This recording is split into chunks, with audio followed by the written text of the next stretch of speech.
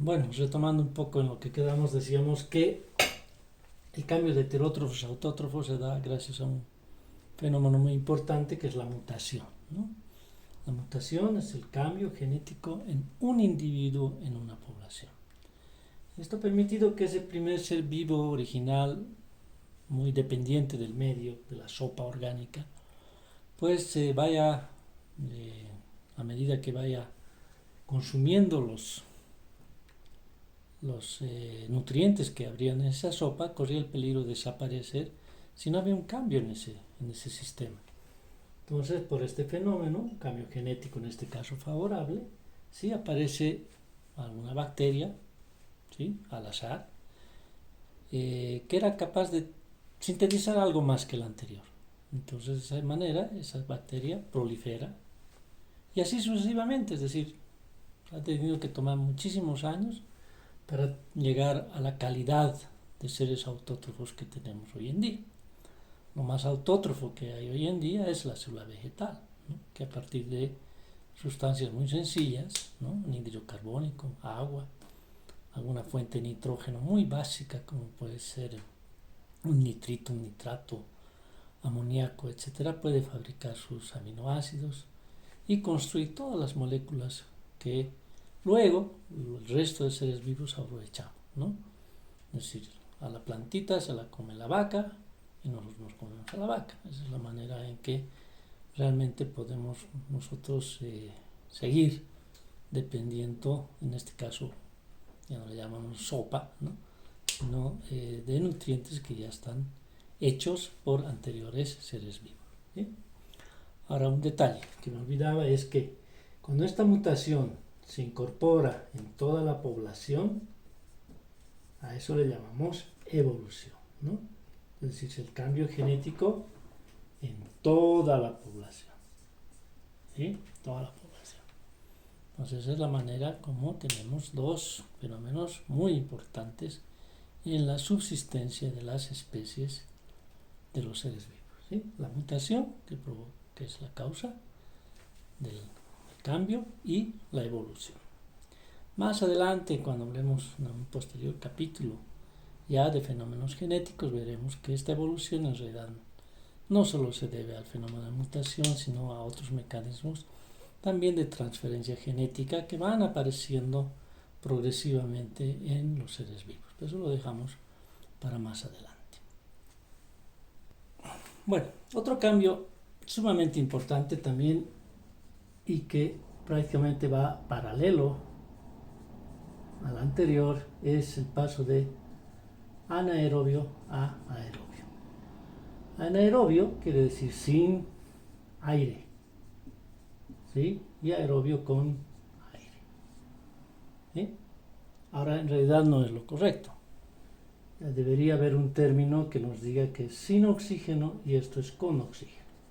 Pero entendiendo que desde la antigüedad, ¿sí?, se entiende que el constituyente principal del aire, gracias al que hace posible la existencia de la mayoría de los seres vivos, es el oxígeno presente en el aire, ¿no? Entonces, por eso se ha quedado simplemente con anaerobio sin aire o sin oxígeno y aerobio con oxígeno. ¿Pero qué? Metabolismo. Metabolismo. Y aquí hay algo que tenemos que entender, ¿no? ¿Qué es el metabolismo? El metabolismo es el conjunto de transformaciones o reacciones químicas, como quieran llamarle, de degradación o de construcción dentro de un ser vivo, ¿sí? Porque reacciones químicas de degradación, un auto quema gasolina, entonces eso es una degradación, pero no le vamos a llamar metabolismo. Sin embargo, a las ciento y tantas reacciones que participan en la combustión de un azúcar dentro de un ser vivo, sí le llamamos metabolismo, ¿no?, porque es un conjunto muy grande de reacciones químicas. Entonces eso tiene que estar claro. Metabolismo, que tiene dos componentes, sabemos, lo veremos adelante con un poco más de detalle, sin el detalle obviamente que van a ver ustedes más adelante en bioquímica, ¿sí?, la parte estructural y hay una bioquímica que se llama la parte metabólica. Los bioquímicos muchos tiempo nos pasamos estudiando metabolismo, ¿sí? Tiene dos componentes, ¿no? El anabolismo y el catabolismo, ¿sí? Este es el de construcción y este es el de degradación. No le llamamos destrucción porque es muy rudo, ¿sí? Le llamamos degradación. Sin embargo, para que ya vayan asimilando estos términos, ¿sí? Anabolismo se asocia con reducción, ¿sí? Con el fenómeno químico de reducción, no de achicamiento, de reducción, ¿sí? Vale decir, la ganancia de electrones, ¿sí? Las moléculas van ganando electrones y van construyendo, se van haciendo cada vez más complejas, más energéticas. En cambio, el catabolismo es lo contrario. Es un fenómeno de oxidación, es decir, de pérdida de electrones. ¿No? Bueno, entonces, entendiendo qué es metabolismo, ahora sí podemos decir, ¿qué pasa con el metabolismo anaerobio?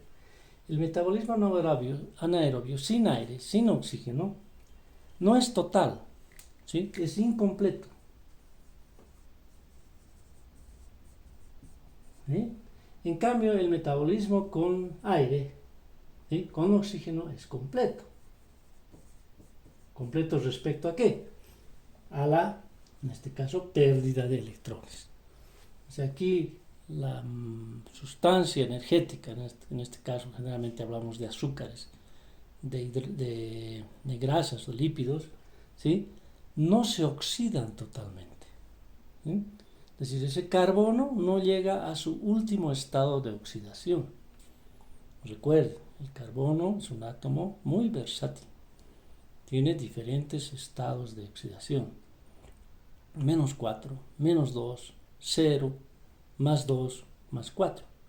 Eso es lo que ya les expliqué, creo que en detalle, en las clases presenciales, que nadie dijo, a ver, vos ven carbono, vos vas a ser aquí el capo de la química orgánica o de las sustancias orgánicas.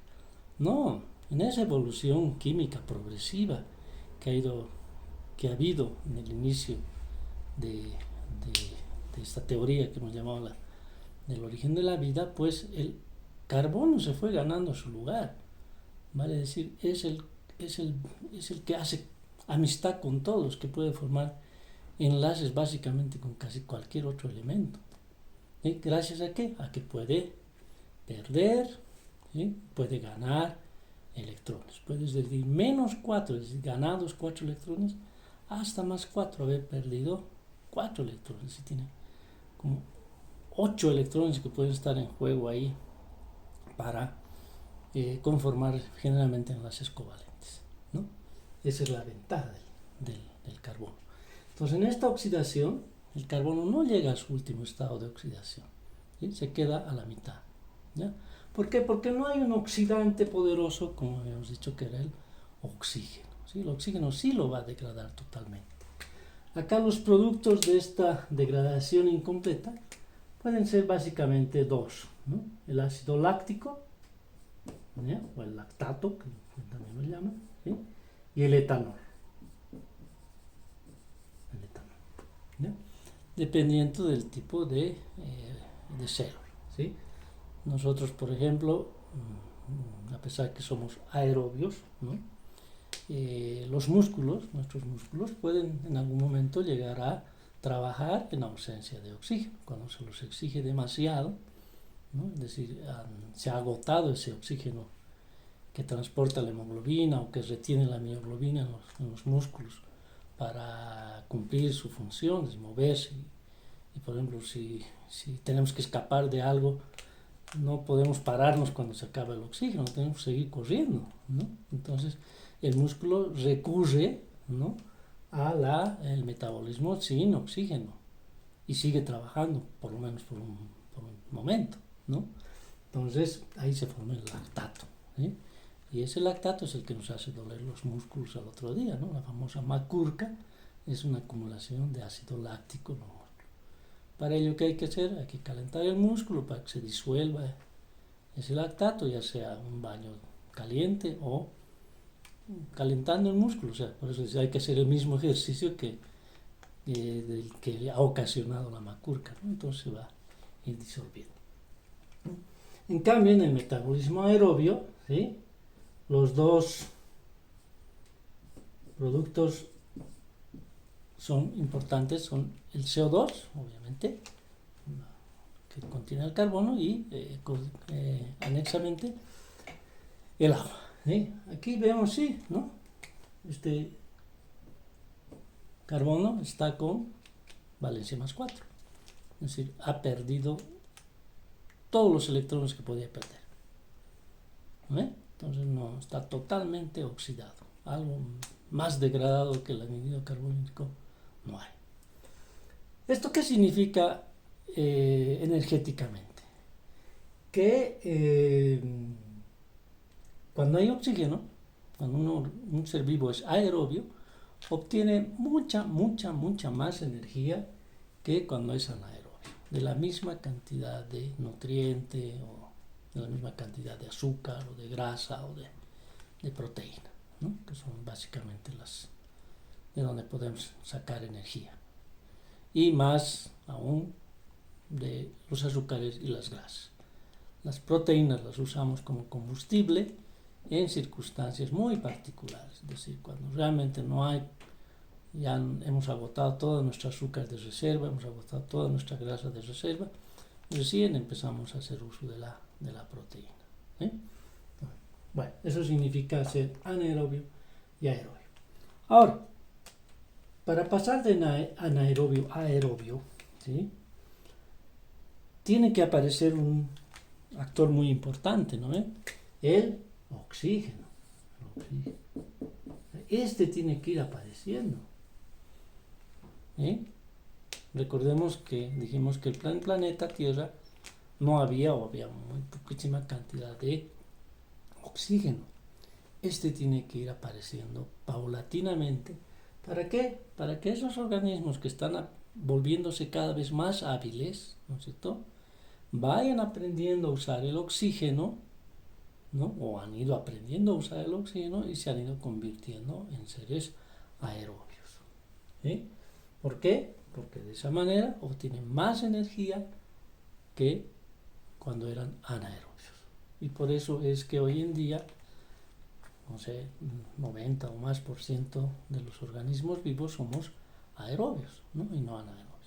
Obviamente eso también tiene una desventaja, ¿no?, que el oxígeno es un oxidante que no discrimina absolutamente nada, es decir, así como oxida un clavo, una calamina, también nos oxida a nosotros, ¿no?, y acaba con nosotros, es decir, nosotros morimos por acción de los oxidantes, ¿no?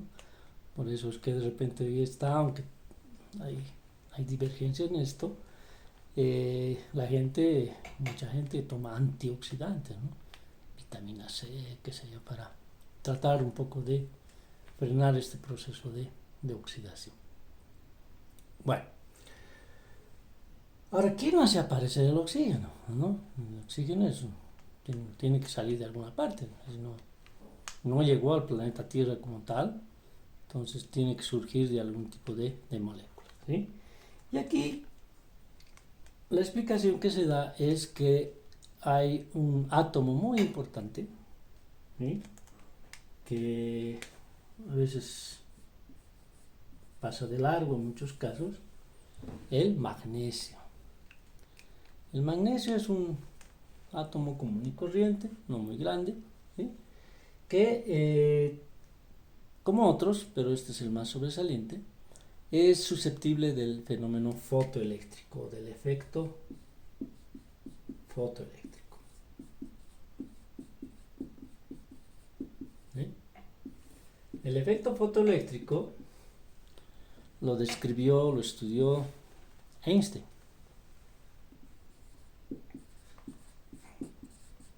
¿No? Einstein.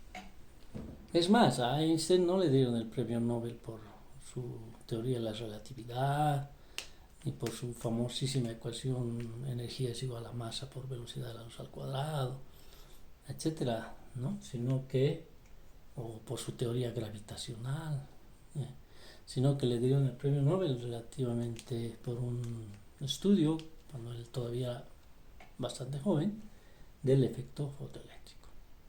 ¿A qué se refiere el efecto fotoeléctrico? Es aquel fenómeno por el cual cuando la luz visible